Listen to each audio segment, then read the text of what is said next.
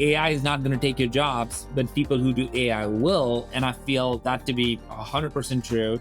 We also were AI, big deal, and let's big thinking around it. And then we realize that, oh my gosh, AI actually is not the new thing. AI in everything is the new thing. So that's the part where every product out there is going to have some level of AI around it. But there's a huge difference. And I think Yamini, the current CEO of HubSpot, and I chatted before her keynote around these areas, especially AI. And she was asking the same question based on our research, what are we finding? And I was sharing with her at that time that the difference that I'm recognizing is there are lots of people who started working on AI and saying, all right, it can create a lot of content, it can create a lot of stuff, and it just ended up being more garbage. And so you need the human in the loop to make sense of things and test different things and move things faster. So the classic and the best case scenario is when you kind of figure out, oh, this works when a person has tested, and now you're unleashing AI to just make it faster, better, not having errors and moving to it. You're listening to RevOps Champions, a podcast created for B2B leaders to help you align your people, streamline your processes, trust your data, and leverage technology in order to grow your business.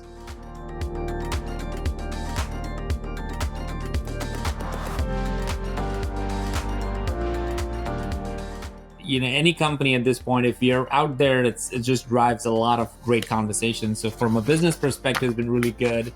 From a family perspective, I have to be very careful where it's not more than a day or so, right? Because we got 2 kids, lots going on. So if it's coming in Monday, going back Tuesday, then that's fine. But if it's like a couple of days, then 2 or 3 days in a week, then that becomes a problem. Yeah, it puts a lot of pressure on the family. Absolutely. Yeah. Well, it's so great to have you on the show. You and I met originally in the speakers lounge at Inbound. I think it was like 2018, maybe. Does that make sense? Or would that be long accurate? Time ago? Yeah, it was a long time ago. Long time ago. Yeah. But Sangram, I'm really excited because you have such a unique way of thinking and a perspective that I think is going to be super valuable to a lot of our audience. As you could probably tell from the name of our show, RevOps Champions, I know, RevOps is about an eighth of what you think about at GTM Partners. What I'd really like to focus on with our time together today is going to be different to what we typically talk about on the show, because when we're typically speaking specifically about how RevOps fits into organizations, and many of our guests don't even know what RevOps is. So what we talk about is how they align their marketing, sales, and customer service teams, how they align their data and technology, and in many cases they're essentially doing about 70 or 80% of what we call RevOps. They just don't call it that, right? Yeah. I think with you, what I'd really love to do is zoom up the other way, because RevOps is a, like I said, is a part of what your framework talks about as in go-to-market ops, essentially.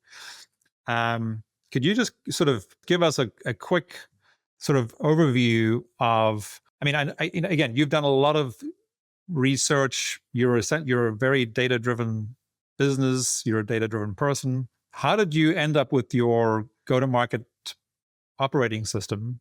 And just share with the audience quickly, what are the components and how did you get there? Yeah, happy to let it flow and let's take it in the direction where you felt led. Perfect. So tell us about the go-to-market operating system. All right. So in 2021, Brendon, Brian and I wrote a book called Move, which really stands for Market Operations Velocity and Expansion. And that really opened up the floodgates. I get to say that, we talked about go-to-market before go-to-market was cool. Yeah. In 2021. And it became a Wall Street Journal, USA Today bestseller. And that book really opened a lot of doors to a lot of folks who came in, hey, what are you talking about? What is go-to-market? And my background has been, as you know, running marketing at Pardot, being at Salesforce and seeing that big machine work, and then launching a company called Terminus. And when that got acquired by a PE firm, I've been in the space of just B2B for the last 2 decades, building go-to-market products not calling it go-to-market, calling it a marketing product or a sales product or an account-based marketing or account-based sales products, and recognizing that right around the corner, really what we're ultimately talking about is go-to-market. And I will also, in the process of writing this book, I had this very deep conversation with, because we're interviewing a lot of people. I interviewed Brian Halligan, who was at that time the CEO of HubSpot. And we were interviewing for the book and asked, wait, how do you define go-to-market, and specifically who owns go-to-market? So he said two things that led us to the go-to-market operating system. Number one, he said, first and foremost, he owns go-to-market. He's like, the CEO owns go-to-market, and I have to dig in, and we can go deeper on that in a minute. Like, what is that? Why is that the case, and why every CEO needs to really get behind this idea of ownership and what that means? So we can dig in a little bit about it. But then also the definition, he said, look, it's a process, and specifically, it's a transformational process. It's like building a product. You have all these bug fixes that you have to go through. So you're always iterating through it. You're making decisions every single day, like 10, 15, 30, 40, 50 decisions on go-to-market. So he really expanded our view of what it meant. And that led us to not only write the book, but go deeper in it and put together a model, which we call, and as you have seen, called Go-to-Market Operating System. Yes. Yeah.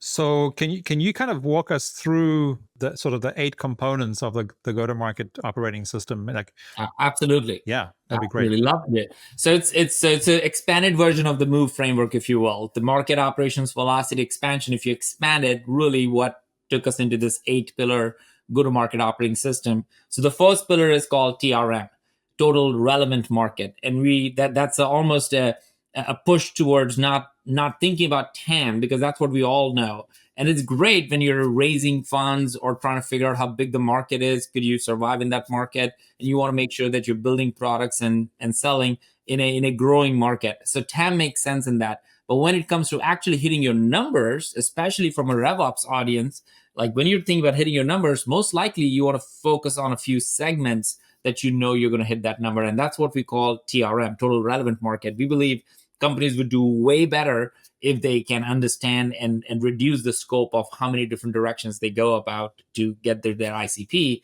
and focus on TRM. So that's the first pillar. Right. The second pillar is called Market Investment Map. This is my personal favorite, for many number of reasons. But specifically, Brendon, this is my favorite because I don't think most companies do that at all. The Market Investment Map is really, literally, think about lining up all of your products on one side, let's say these are all the rows, and on the columns are all the different segments you're going to go after.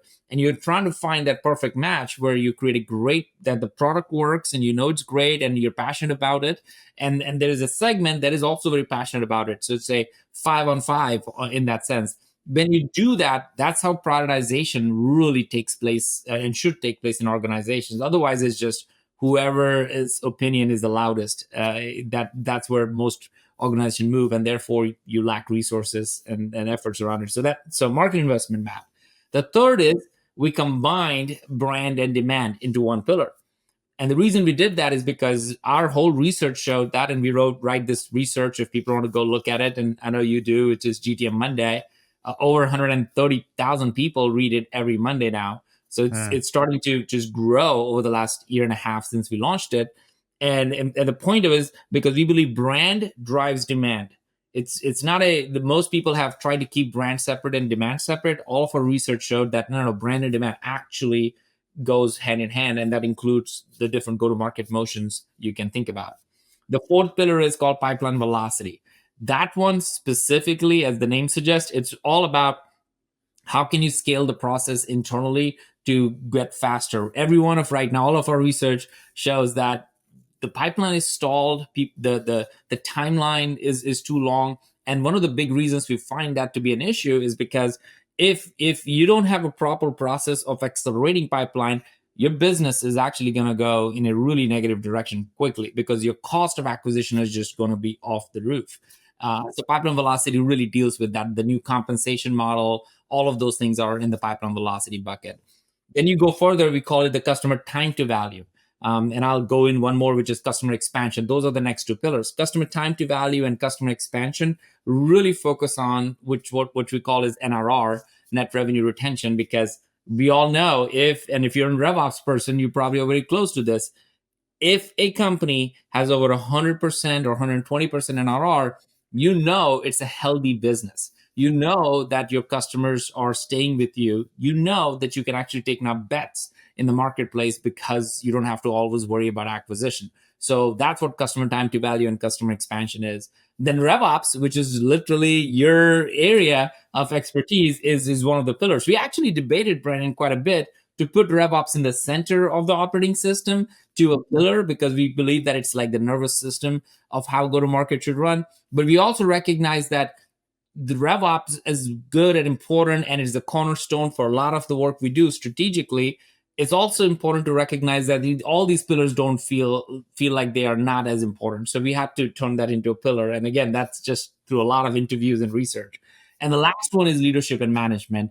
This is all about the rhythms. How do you create a go-to-market dashboard? How do you actually have go-to-market meetings? And how do you create what we call clarity over certainty so that you can drive your business forward? So those are the 8 pillars: TRM, total relevant market, market investment map, brand and demand, pipeline velocity, customer time to value, customer expansion, RevOps, and leadership and management. And your suggestion is that businesses or business leaders, are they solving for them in that order, or not necessarily? I mean, obviously, ultimately, they need to solve all 8, but do they start with TRM, or do they start somewhere else potentially? That's a great question. A lot of our advisory work when we do with clients, we don't necessarily go in with a specific, you have to use a specific way to do it.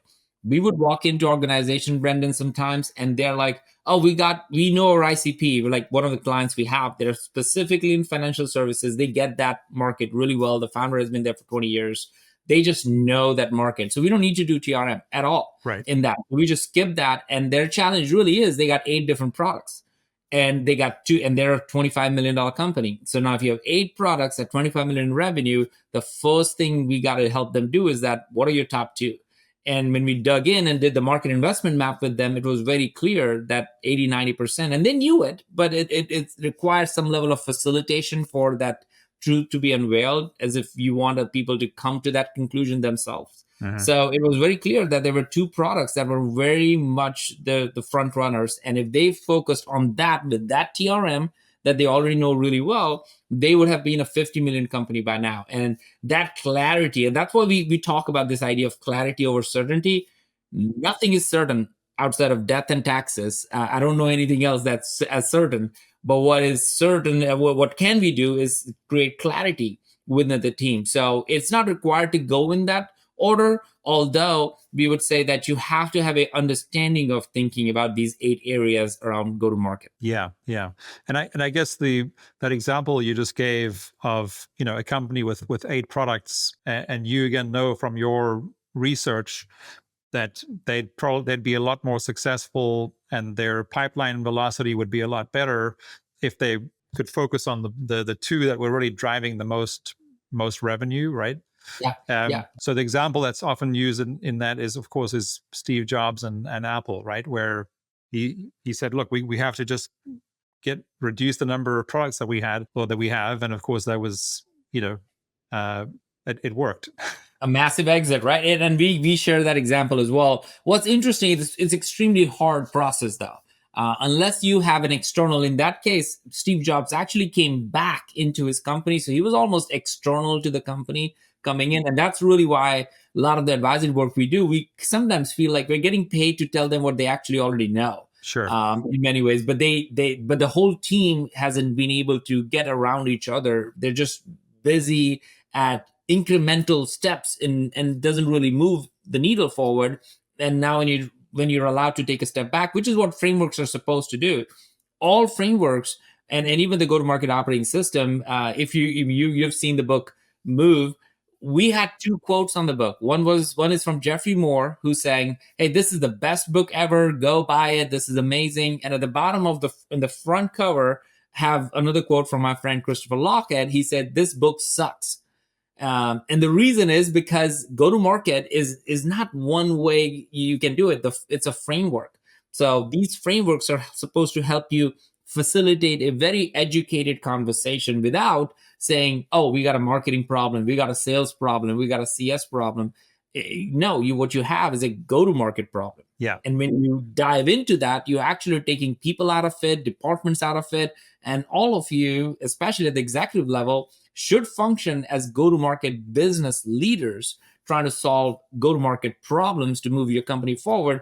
And that doesn't happen unless you're using some sort of unbiased framework that is supposed to help you answer some of the deep questions in your business. Yeah, that makes a lot of sense. And in fact, we've had this debate a few times, both on the show and then also internally here at Dynamico, about should RevOps be in the center, or is it go to market? And I think one of the things that I've learned, also through a lot of the content that you've created at GTM Partners, is my mistaken mindset was that go to market is how you start. In other words, how you acquire your net new customers. But when you think about it, and the way that you talk about it, especially when you're doing it as a revenue team, in other words, marketing, sales, and customer service, you realize that in fact GTM, so your go to market, is evolving continuously as well. Because if your go to market isn't evolving, in other words, so so your framework is the circle with GTM and is essentially the hub, and everything is turning around the hub, right? Because I think one of the, where I made a mistake, and I'm sure a lot of people who see this model for the first time make the same mistake, is like, oh, but I thought go to market was just how we acquire those net new customers. But in fact, that's continuously evolving. And if you just look at it from a CS perspective, for example, customer service can completely change how you go to market over time. And it affects your pipeline from growing existing customers, not just focusing on net new customers, et cetera. So it's really cool how you guys ended up with go to market at the middle. Yeah, it really was a conversation. I'll go back to the Brian Halligan conversation where he said he owns it. That really opened my eyes to it. I'm like, what do you mean you own it? You're a CEO of $1 billion publicly traded company. I understand the buck stops with you, and maybe that's how you're talking about it. But really, it is like, no, I don't think you understand, Sangram. He said, I really own it, and we dug into it, and he's like, look, who's going to make the decision between should I spend more money in marketing or sales? That's a go to market decision. Who's going to make the decision between if you should go in EMEA or APAC or stay in North America? That's a go to market decision. Who's going to make the decision if we should acquire a company or partner or launch an agency program? That's a go to market decision. So he went through these iterations of it where I was like, oh my goodness, I always thought go to market was about launching a product and getting the market. To your point, Brendon, I've lived that and had that mindset. But that's when it was very clear that, oh, it truly, in a truest sense, in the purest sense of the word, go to market actually is, no matter how you want to look at it, slice it, is owned by the CEO. A lot of CEOs may not say it or may not think about it, but that's their role. That's their job. Now, that doesn't mean you're executing it and looking at number of leads. And no, you actually are making go-to-market decisions. That's what you really are doing as the CEO. You're not making decisions to figure out payroll and all the, I mean, those are administrative roles. What you're really doing is actually making go-to-market decisions. And that is a very, very key distinction that we found in our research. Yeah. Yeah. So and so essentially, so for CEOs and leaders listening or watching this episode, so if they put themselves in the center of your go to market operating system model, that's essentially where they say, look, go to market is my responsibility, whether it's a leadership and management decision, or it's a TRM decision, or it's a customer expansion decision. It all comes back to go to market. In hindsight, of course, now that you've done all the hard work and you've had all those long conversations and debates to get there, it makes total sense, because the CEO is also the visionary of the company, right? they need to be looking around the corner to see what's next. And how do you figure out how to then operationalize what's next? That's your go to market, right? So it's continuously evolving. It certainly is. One of the other frameworks, Brendon, that you probably have seen and is something that we get asked about all the time in the book and in the operating system is this 3Ps framework. And that's another one that is really very keen towards RevOps as a role, which is problem market fit, product market fit, and platform market fit. Ultimately, everybody's in the pursuit of figuring out how you navigate through those. And that's why we have a squiggly line, not a straight line, because it is up and down, and you navigate through what we call the valleys of death between each one of these stages. What's very interesting we found in our research was when you are in a problem market fit, which means you're still trying to ideate and figure out, you actually don't need a quote unquote RevOps role. What you need is everyone in the function needs to have an individual role so they can go and do what they need to do so that they can move fast. Because in the early days, you're just trying to move things forward. In a product market, you need more of an aligned process. That's where you need marketing and sales to start working together. That's typically when companies hire actually marketing role and sales role. That's where really RevOps slowly starts to become a thing in your organization, where you need a single source of truth of where your acquisition is coming from and how to go in a specific segment. And that's great. And especially if you have a singular product, it's the beginning of RevOps, I think.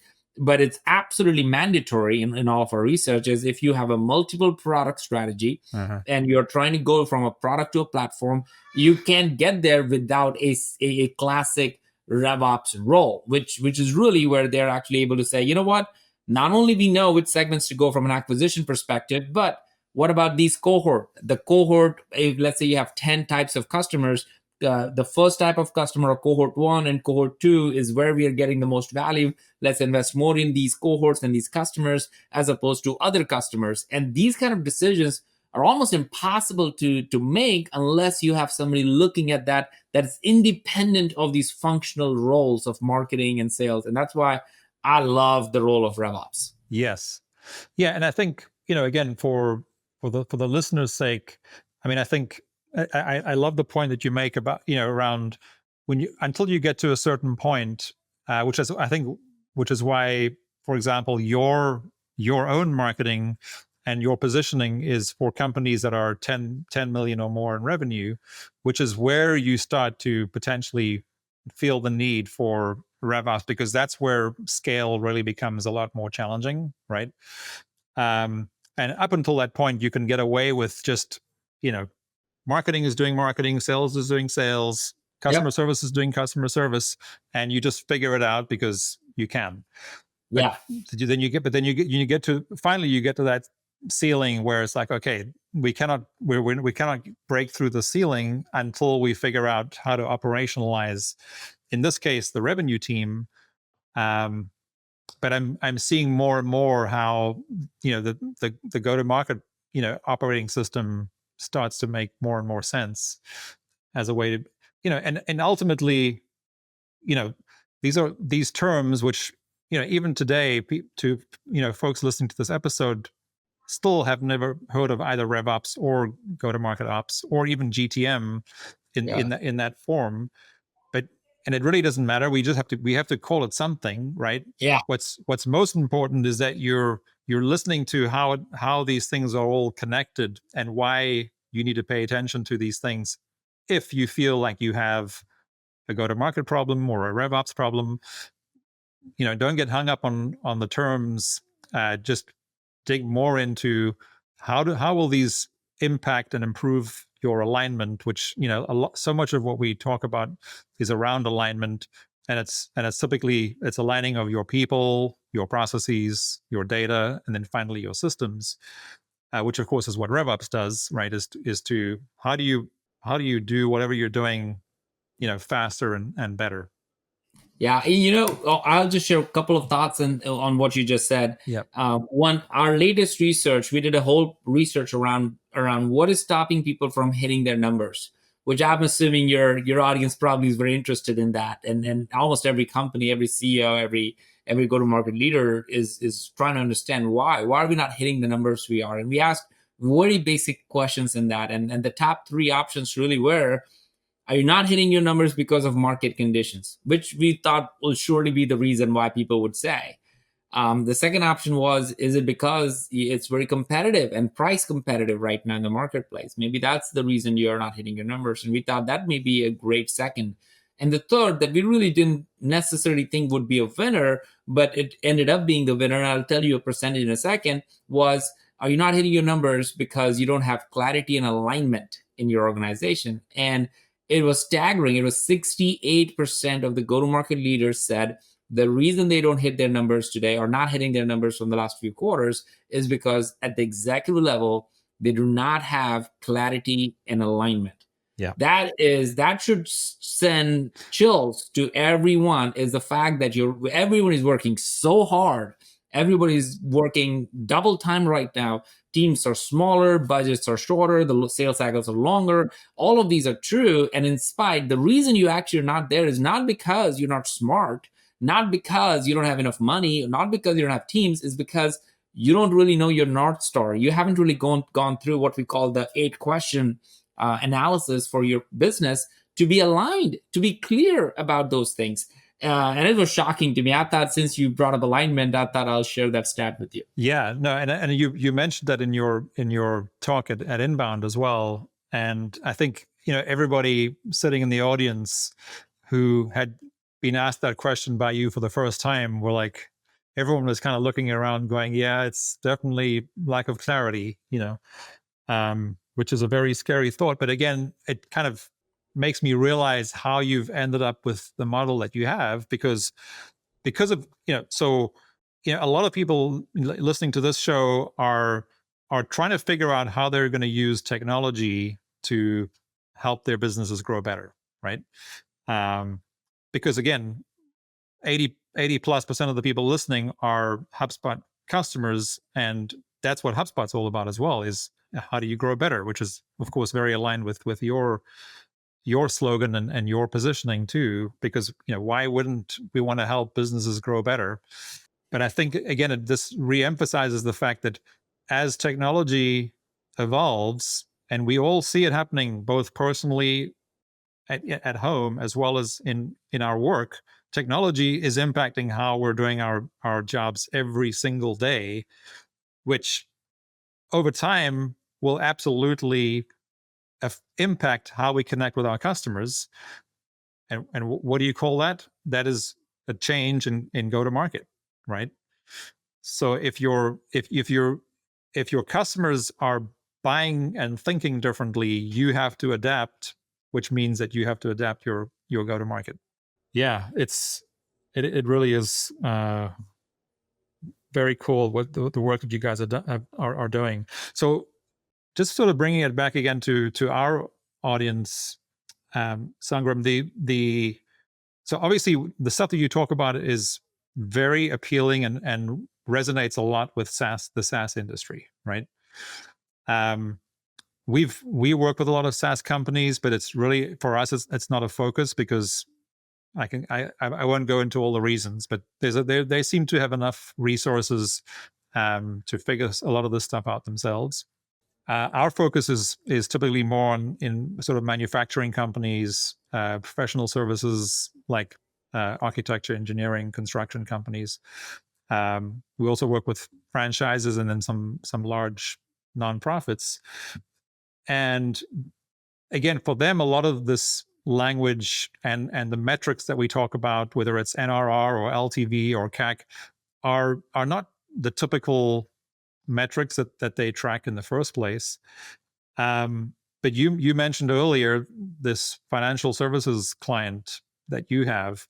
How do you feel? Oh, how do you find? Again, you're doing events on an ongoing basis. You're continuously doing research. You're getting direct feedback in a lot of the talks that you and your team do. How does it differ between SaaS, where they seem to get this a lot more easily, versus industries who don't typically use the language that we're using here? Yeah, I think a lot of our customers are actually Also non-tech. So we have supply chain customers, manufacturing customers, financial services.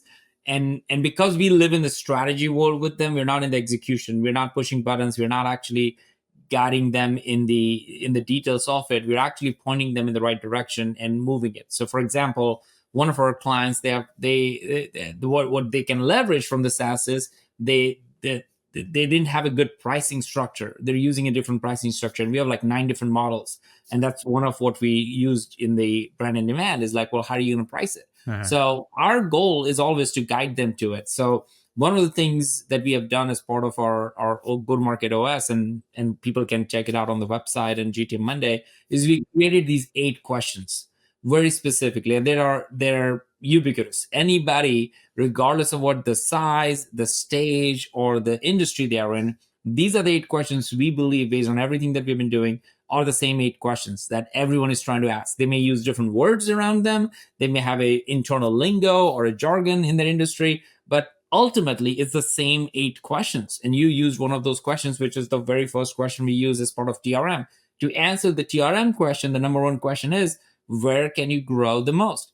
That is the basic question that every organization, doesn't matter what they are.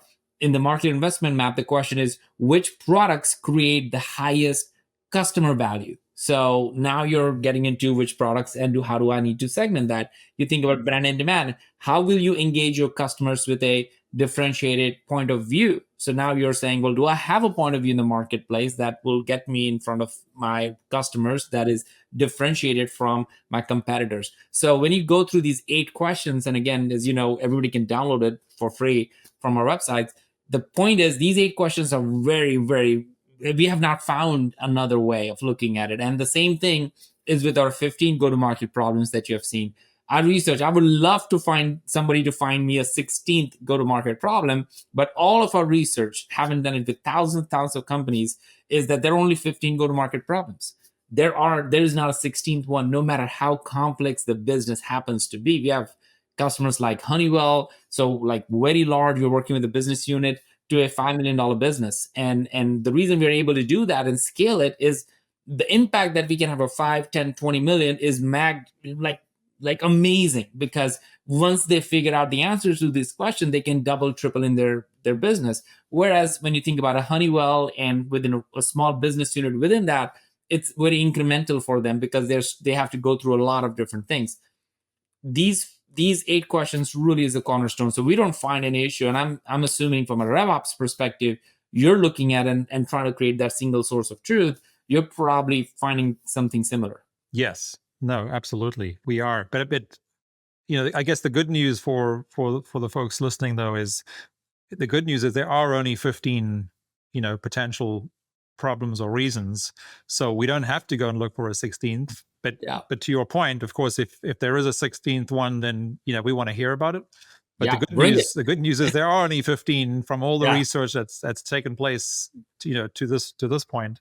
And that which should make it easier for us as business leaders to figure out which one of those is most relevant or which ones do we need to solve. And then, of course, get back to the 8 areas, the 8 questions of like, okay, so where do we start? Yeah. And to your point, you mentioned something earlier, Brendon, is some people might know where they want to grow. Some people may have a great point of view. Some people might know which go-to-market motion, but they may not have, their products may not be sticky.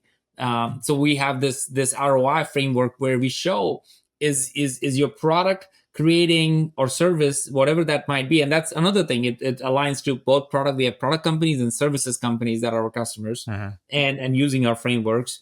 And they, we initially used to think, this is really interesting. This fascinated me, actually. I initially used to always think that the ROI for any product or service is in numbers. Like if you put $1 in, you give $3 out. Like that's the only way to look at ROI. And I've been amazed with all the research that we got to do is that no, there are actually 5 different ways of looking at ROI. One of them is, and HubSpot is a great example of it, and Salesforce is transformational ROI, which means you don't look at what the ROI is. People are just going to use a CRM and they may choose to use HubSpot, but nobody's going and asking, what is the ROI of HubSpot?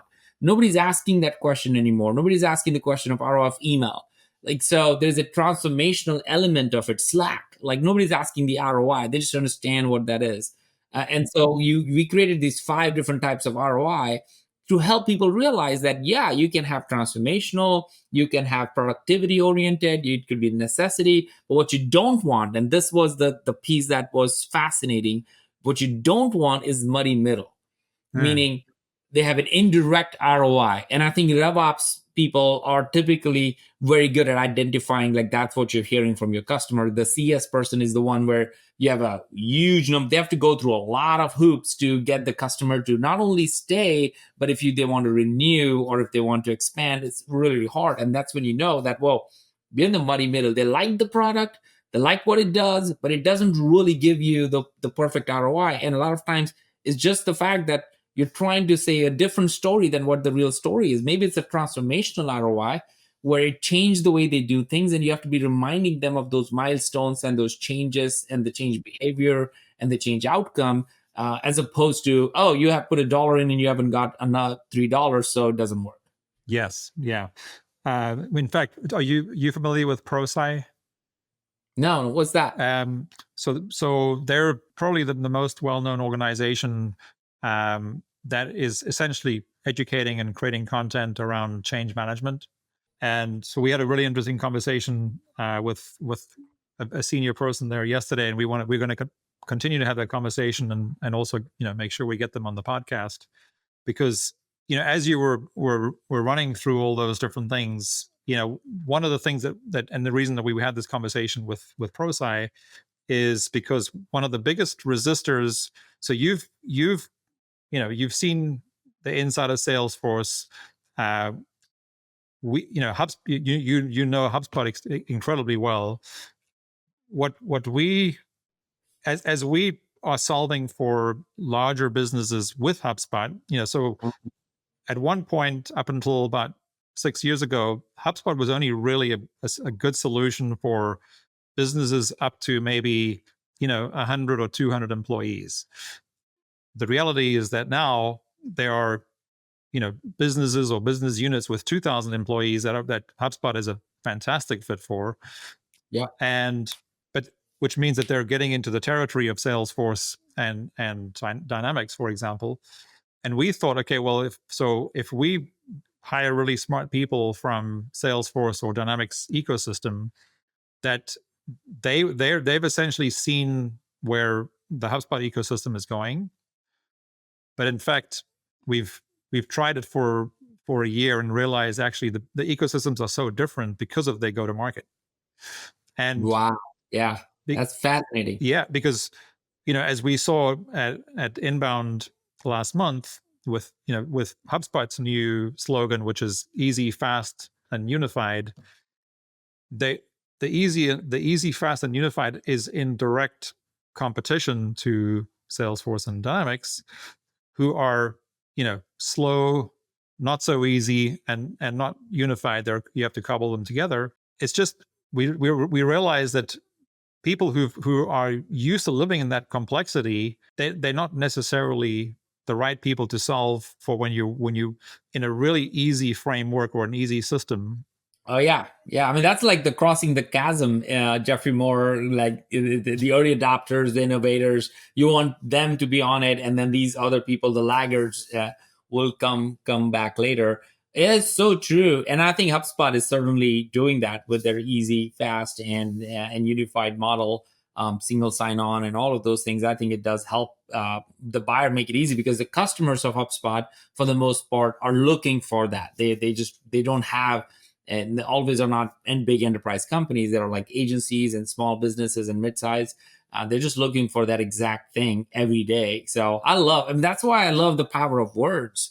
When you were asking about how did you guys come up with the operating system, the part I left out was the reason we use the word operating system was because we recognize that we're not giving a definitive answer to the world. Like, here it is. It is a reminder to us that it will continue to be evolving in its nature. It will have elements in it that might change over a period of time. We might look at different ways of driving pipeline than whatever we are sharing right now. for example, the go-to-market motions. When we started, we had 4: inbound, outbound, and PLG. But then we added event-led, community-led around it, and therefore now there are like 5 or 6 go-to-market motions. So we want to make sure that the concepts at the highest levels might still remain the same in terms of the pillars, but how you go about it and what changes in the marketplace, it needs to be adaptable. And therefore, we may have a versions of whatever we are creating in the operating system over a period of time. And so it's a constant reminder to us to know, and for the people that use it, that this is a framework. It's not supposed to be perfect. It's supposed to give you the way, 80% of it, so that you can have intelligent conversation to come to a decision that worked in a nuanced way for your business, not the way that you apply this and then voila, all problems are gone. That's not the case. Yeah. Have you ever, so a lot of our audience, so we run on the Entrepreneurial Operating System, EOS, EOS. yeah. A lot of people compare it to it. Like the best compliment I guess we have gotten around this, and I think at some point I need to talk to the EOS guys about this. They said, "Man, EOS is helping us just put a structure around our company together, our vision, the big rocks, and all the elements that come with it, like the 6 different things." And what your go-to-market operating system is doing is to helping us make money. Because it's literally showing you how you should create demand, how you should segment, how you should go behind for your customer, what dashboard to use. So that's the biggest compliment we have got is EOS is helping us structure the company in the right way. So we are focused on the right things. And you're literally showing us how to make money. And I'm like, all right, that sounds good. Yeah, that's okay. That's great. So that answers my question, because again, we and a lot of our clients, run on EOS. It's in this part of the world, in Minnesota, it's a very heavily used business operating system, which of course is different to a go-to-market operating system. Yeah. So it'll be interesting to see at some point, like visually, how these things all fit together. You have the business operating system, you have the go-to-market operating system, then you have the RevOps operating system. Yeah. Before I let you go, the thesis of the RevOps Champions podcast is, why do some companies scale better than others, right? So, for example, you take 5 companies in the same industry, all of them have 200 employees, they have access to the same funding, they have access to the same technology and tools. Why does one of them outperform and the others and scale better than the others? I think that the best example for this one is what we call, and you've heard me say this before probably, is the navigating the 5 valleys of death. And that's really what they are. They're valleys of death. And that literally is what you're describing. It's a little bit more forced version of that same statement is like, well, why do some companies fail pretty much and die? And it's because they are not looking at and navigating and don't know which valley of death they are in. So, for example, first valley is create but can't market. What that means is that you have a great product, but you haven't figured out market. And if you don't do that, you can add sales, you can add customer success, you can add all these other things. You're never going to be able to get to the milestone for your business. The second valley of death is market but can't sell. You may have a great brand out there, great demand, but you haven't figured out the sales motion. Maybe it's your pricing, maybe it's your packaging, whatever that might be. Or you go, so create can market but can sell. You can sell, like maybe the rep is selling it but can deliver it. So your product team is like, well, wait a minute, what did we sell? We don't even have these things. We don't even sell to enterprise. Why are we selling this? Happens all the time. So you can't deliver it. Or maybe you can deliver it, but you can't renew, which means that the classic question of broken heart, which is, oh, I love you, but I can justify it to my executive team, and so you can't be renewed. And that's really is a retention issue. And then finally, even if you're able to renew, but if you can expand it, if you can get more than one persona to buy, if you can have one more product line to expand your business within the existing base, then you can expand. And therefore, your NRR is not going to be over 100% no matter what you do. And therefore, if you are in these valleys of death, and every company is in some valley of death, most time maybe 1 or 2 valleys of death, how you navigate out of those valleys is really the difference between a company that makes it and the company that pretty much fakes it. That's a really great answer, and very different to to any other answer we've had. So if you were to dig one layer deeper, so what do the let's say the leadership teams of those the companies who can progress from one valley of death to the next, what do they have that maybe their competitors don't? I believe most of them, like I remember my last company, Terminus, like we grew to 350 people, got acquired by PE firm. So having that experience brought out to Salesforce experience, I feel like, and we had a business coach, and it sounds very like crazy. And at that time, I didn't realize the importance of it. You got to have a business coach or advisors or frameworks, and we used all kinds of frameworks. And he would literally come in every month, and we would do this thing where we are going through these problems, but he would just pull us out of it and help us, like, all right, so what problem are we solving again? And he didn't know anything about our business, nothing. Yeah. He would just pull us out and then take us again back into the forward. So I think the biggest difference is I believe most entrepreneurs are working hard. They're hustling their way through it. And I wouldn't put it on a person individually. I think the lack of frameworks, the lack of a unified view of how and what problems we're solving, going back to clarity around that, alignment around that, because you could have the right answer and still fail. 100%. Sure. You can have the right answer and still fail. Yeah, and you could have a half-baked answer, but clear and aligned with your team, you'll go further faster. Hands down. Like that was our research shows. That's what I've seen personally. So I think it's really not up to an individual's fault. It's really, as a team, are you aligned? Can you go at it at the same pace that everybody's thinking about? And can you drive that together with a classic set of frameworks that will help you guide that North Star forward? And that part is really the reason I feel most companies are able to do it versus not. That's really interesting, because it reminds me of, again, it sort of brings me back to the EOS framework. If you're working with an implementer who you meet with every 90 days to do your quarterly planning, and then for 2 days to do your annual planning, that's essentially the role that they play.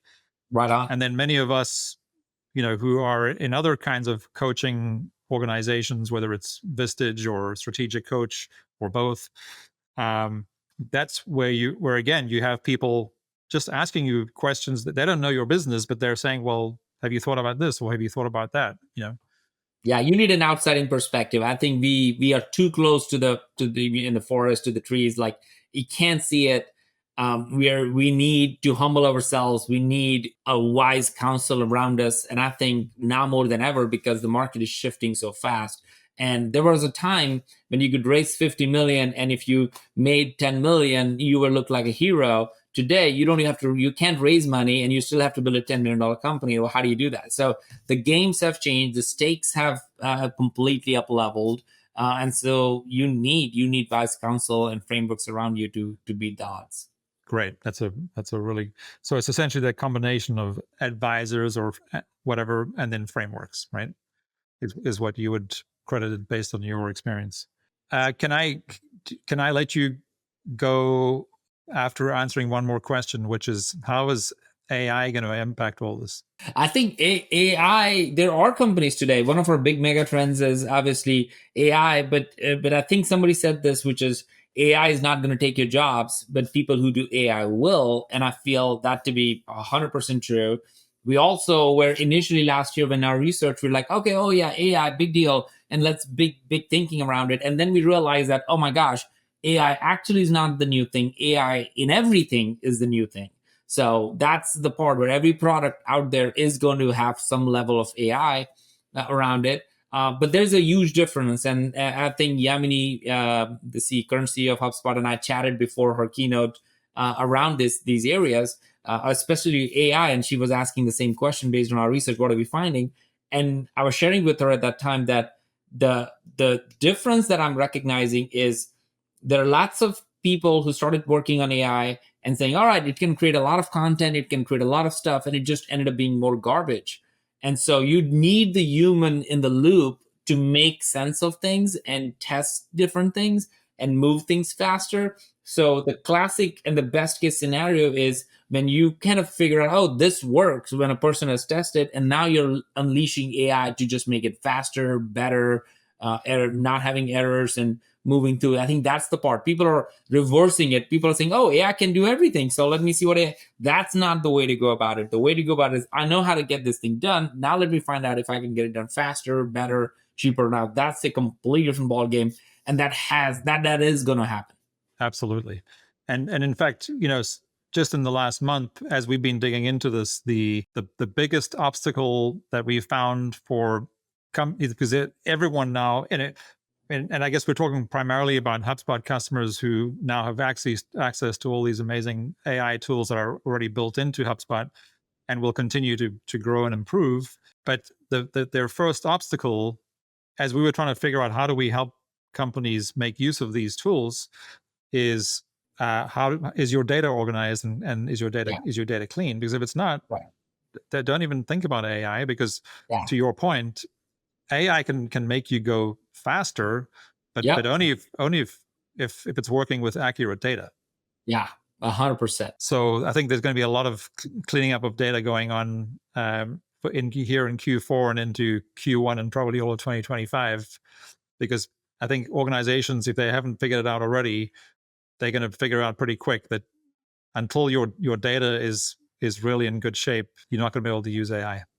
Right on. Yeah, or at least benefit to the maximum possibility. Sangram, thanks so much again for being here today. I know you've had another big week, so I thank you for making time for us. I know, right. This was fun conversation. It helps me think through a lot of different things that are going through and synthesizes it. So I appreciate you and the community and just for having me. Absolutely. And now please go and enjoy your weekend with your family.